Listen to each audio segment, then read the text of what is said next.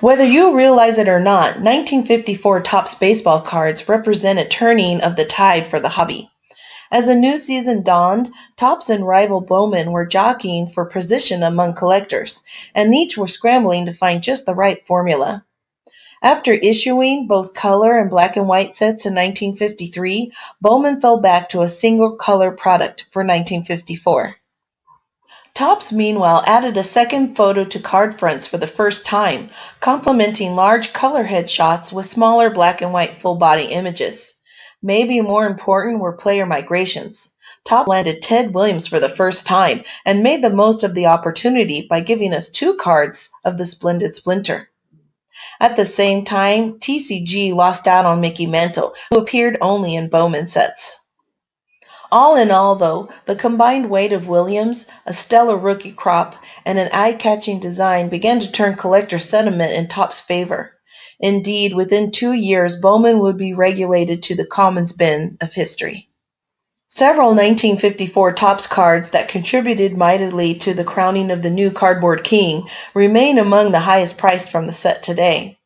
In that vein, then, here are the most valuable 1954 Topps baseball cards, as determined for PSA 7 copies by the PSA Sports Market Report Price Guide.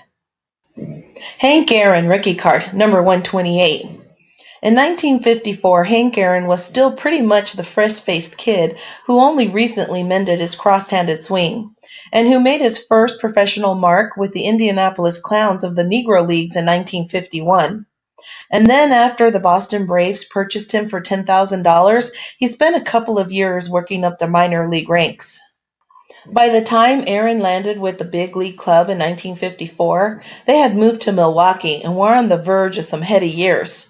Of course, much of that eventual success could be laid at the feet of Aaron himself, who quickly developed into an all-tool superstar, and then into the slugging veteran who took down Babe Ruth's career home run record. Aaron's rookie card has been a staple of the hobby for well over 60 years, and today hammers down at $7,000 or so if you can find it in PSA 7 condition. Ernie Banks rookie card, number 94. When Ernie Banks took the field for 10 games at shortstop for the Chicago Cubs in 1953, there were probably plenty of folks who rubbed their eyes hard. What was that big guy doing out in the middle of the diamond? Shortstops were supposed to be small, fast, and quick. When Banks came back for full seasons in 1954, though, and smacked 19 home runs, and then followed up with 44 dingers in 1955, he proved he was for real, and that shortstops could be major offensive weapons. Though he eventually switched to first base, Mr. Cub and his Let's Play 2 enthusiasm made him a fan favorite whenever he lined up.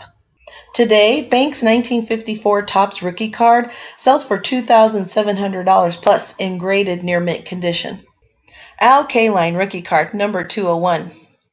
You know it's a tough crowd when the rookie card of a Hall of Famer lands in third place on a value race for 1950 set. But that's sort of how it went for Al Kaline, a superstar whose steady production never seemed quite as splashy as the exploits of Aaron, Banks, Mickey Mantle, and other award winners of the era. All Kaline did was play at the very highest level for 22 years, picking up 3,700 hits and 399 home runs, and becoming a bona fide Detroit Tigers legend in the process. Mr. Tiger's rookie card is a $1,100 plus item in PSA 7. Ted Williams, number 1. After teaming up with a young slugger to produce 2 of the most iconic baseball cards of all time in 1952 and 1953, Topps missed out on Mickey Mantle in 1954. Did that mean they were doomed to failure? Well, maybe it would have, but they offset the loss of the Mick by adding Ted Williams to the fold for the first time ever. Topps took full advantage of the Splendid Splinter's presence too, by featuring him on both the first and the last card of the set. Given the end cap status of these cards, there is some condition scarcity built into their $1,000 price tag in PSA 7.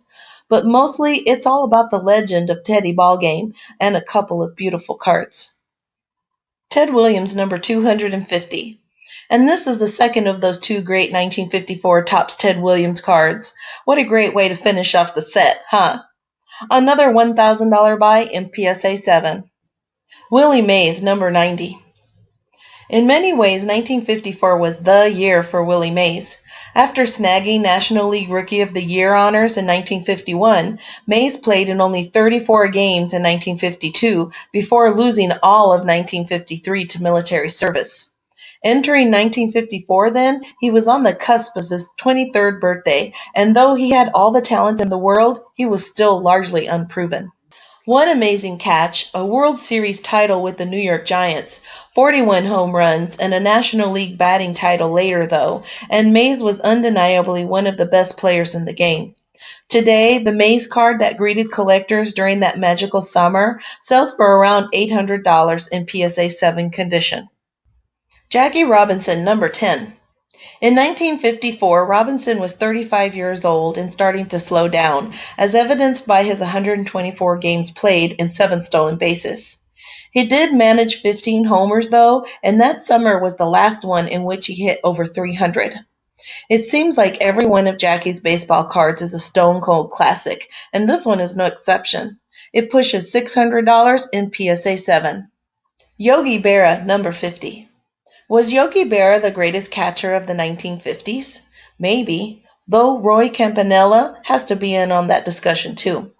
What's undeniable, though, is that Yogi was an indispensable piece of the mid-century Yankees dynasty, and that he won his second American League MVP award in 1954. This striking card is a 200-plus buy in graded near mint condition. Tom Lasorda rookie card, number 132. Before he became a Hall of Fame manager, Tom Lasorda, aka Tommy, was a journeyman minor league pitcher. Cy Berger or someone else in the Topps Brain Trust must have either been genius or had some insider trading knowledge of the local Brooklyn Dodgers. Because even though 26-year-old Lasorda didn't make his major league debut until August 5th of 1954, he somehow landed a rookie card in that year's Topps issue. Today, that rookie card sells for around $175 in PSA 7. Duke Snider, number 32. Willie, Mickey, or Duke? If you were a Dodgers fan, Snider was the man. If you were collecting Topps baseball cards in 1954, your choices were down to Willie and the Duke. Enough folks still love the Duke today to make this a $165 card these days. Whitey Ford, number 37.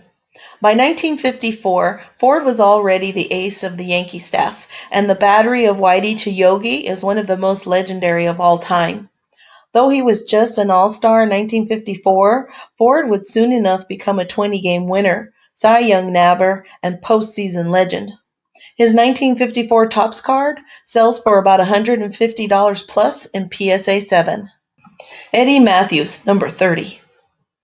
Among the monster sluggers of the 1950s and 60s, Eddie Matthews often gets lost in the stat stack.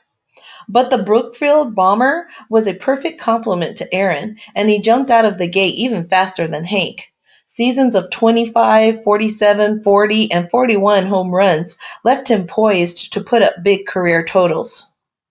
In the end, Matthews became an early member of the 500 Homer Club, and his 1954 Topps card reflects that status at $125 in graded near mint condition. Like our video? Then like our videos and subscribe to our channel. WaxPackGods.com